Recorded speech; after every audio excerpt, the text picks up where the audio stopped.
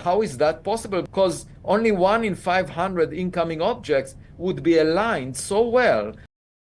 They're not coming from NASA. They're being captured by other independent astronomers who are closely observing this extraordinary thing. And many are desperately wondering, what is it doing? What actually is it? You've probably already seen my previous videos about it that are genuinely blowing your mind. But now, what if I told you that an object from another star system, definitively an alien object one way or another, I'm always emphasizing this, whatever it truly is, it's already confirmed alien, whether it's a rock, space debris, a spacecraft, or who knows what the heck. So it's moving in a way that gravity alone absolutely cannot explain. And now we're observing something else. In the newest pictures, something else is giving it an extra mysterious push. And this push, incredibly, stays perfectly constant no matter how far away it travels from the sun. We've discussed this extensively in my previous videos. The sun, of course, generates tremendous energy and solar winds that can theoretically give objects a push, but the further away something gets from the sun, that force should naturally change, right? But now it doesn't change. It remains constant. We've talked about Harvard professor Dr. Avi Loeb suggesting these could be jets like spacecraft propulsion jets, but that's not entirely it, or not all of it. There's something else I need to tell you urgently. What if I told you that the strange teardrop glow surrounding it, especially what we examined closely in my last video just hours ago, where we compared it to shining a flashlight into fog. You can't see the light bulb itself, but you clearly see the fog glowing around it. What if that mysterious glow might not be gas at all? What if that is actually a swarm of thousands, maybe even trillions of small objects flying with it through space? We have to break this down carefully. This is highly fascinating stuff, so please grab a coffee or something else. I'm having one right now. Sit down and digest what I'm about to reveal to you. And if you can, give this video an early like and click the notification button to support my channel. Thank you so much. Cheers for doing that. The teardrop mystery of Interstellar Object 3 I/ATLAS baffles us day by day, with each new picture revealing more puzzles. In November 2025, basically just 2 days ago, astronomers observed 3 I/ATLAS after it passed the sun. It was at perihelion when it was completely hidden from Earth's view. We couldn't observe what it was doing during that critical period. And then they saw something strange, something beyond the already strange phenomena they'd already documented. The 13 anomalies I discuss in another video. It's absolutely crazy. They observed a teardrop-shaped glow stretching towards the sun. We still have the anti-tail phenomenon. It's as if the object possesses a long sun-facing extension. You especially see it clearly in this image. And this image isn't AI created or manipulated. This is genuinely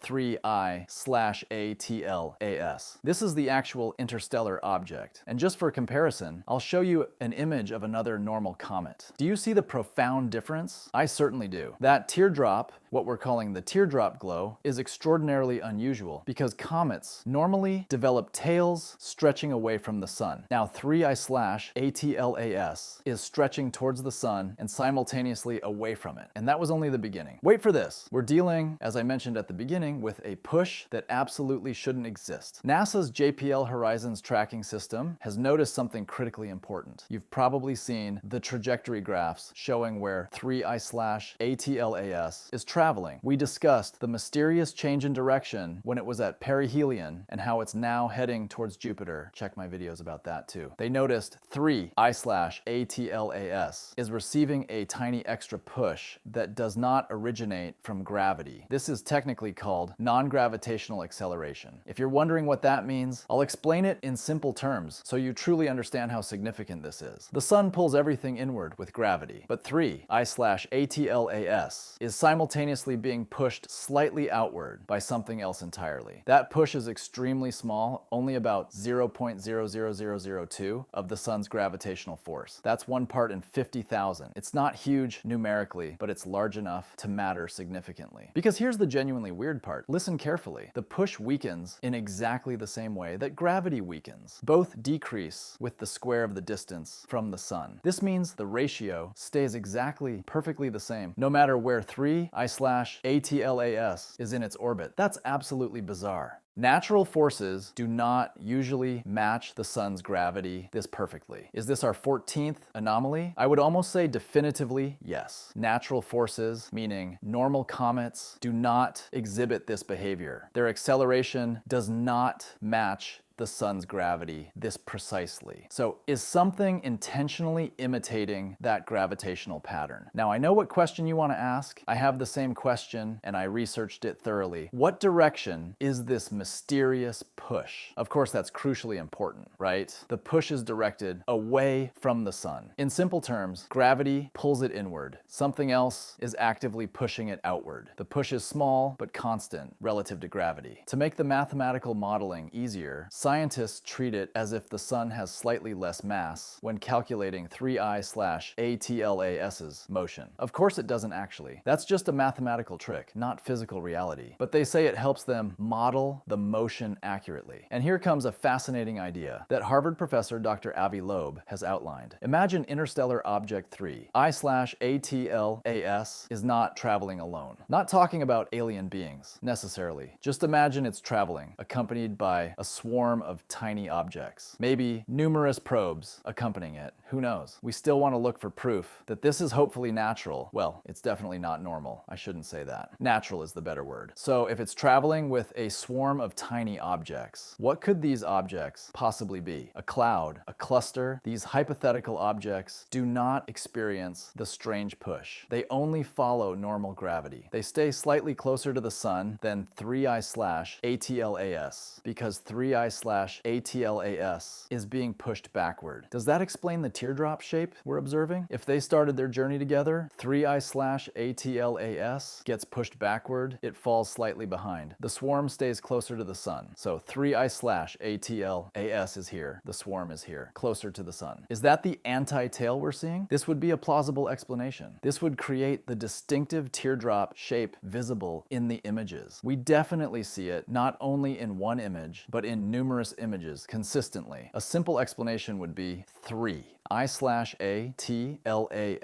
moves ahead slightly, the swarm lags behind towards the sun, and on camera, it appears as a teardrop pointing sunward. What do you think? Let's simplify the numbers. The sun is currently 270 million kilometers away from 3I/ATLAS. A shift of 0.00002 of that distance, that's the non-gravitational fraction, equals approximately 54,000 kilometers. So that means the hypothetical swarm would appear 54,000 kilometers closer to the sun than 3I/ATLAS itself, if it's staying behind. If we measure that on the sky, that's roughly 0.7 arc minutes. And the numbers match perfectly. That's the exact size of the sunward teardrop spike in the actual real images. Is that the explanation? It still doesn't explain why 3I/ATLAS itself is being pushed. And why does the swarm consistently point towards the sun? Well, as long as interstellar object 3, I/ATLAS, continues receiving that tiny, mysterious push and the swarm members behind it do not lose mass or evaporate. Because if they vented gas, they would also experience a push. The swarm will always point towards the sun. Narrow down to meet 3, I/ATLAS at perihelion, and maintain the same shape even as 3, I/ATLAS moves away. And this is exactly what we've observed. The teardrop has never changed its angle. It stayed almost identical before and after closest approach at perihelion. So how big could that swarm actually be? Here's the shocking part. Listen closely. If the swarm is big, I don't mean in total mass, but in sheer number of tiny pieces, its collective surface area could be absolutely enormous. I'll give you an example in simple numbers. Imagine a trillion pieces. A trillion is a lot. Together, they're weighing only 0.1% of 3 I/ATLAS's mass, but they're providing a surface area that's 100 times larger. This means 99% of the sunlight would bounce off this swarm and not the main object, not 3 I/ATLAS itself. So the coma we see, that bright glowing envelope, could actually be this swarm and not gas at all. And this fits perfectly with the July 21st Hubble image. 99% of the light comes from the glow, like shining a flashlight in fog, where you can't see the bulb but clearly see the fog glowing. And only a tiny fraction emission of light comes from the nucleus. This is exactly what a swarm model would predict. So if this teardrop we're observing really comes from a swarm of objects, what are those objects? Where did they originate? Are they fragments of rock, pieces of ice, dust clumps that don't evaporate? Are they something artificial, or are they something entirely unknown? This thing isn't from our solar system. Maybe we have to completely change our understanding of interstellar objects. This is only the third confirmed interstellar object. We genuinely don't know. But one thing is absolutely clear. The motion of 3 I/ATLAS cannot be explained by gravity alone, and the shape of its glow strongly suggests it might not be traveling alone through space. This mystery is far from solved.